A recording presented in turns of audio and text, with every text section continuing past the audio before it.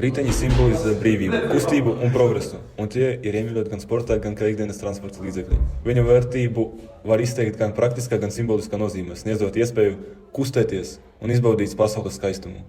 Riteņi ir bijuši cilvēces dzīve tūkstošiem gadu. Tie sākotnēji tika izmantoti kā transporta līdzekļi un vēlāk attīstījās par transporta līdzekļiem, kas mūsdienu sabiedrībā ir neizstājami. Sony ir Japāņu uzņēmums, kas dibināts 1946. gadā un slavens ar elektronikas produktiem, piemēram, Walkman, PlayStation.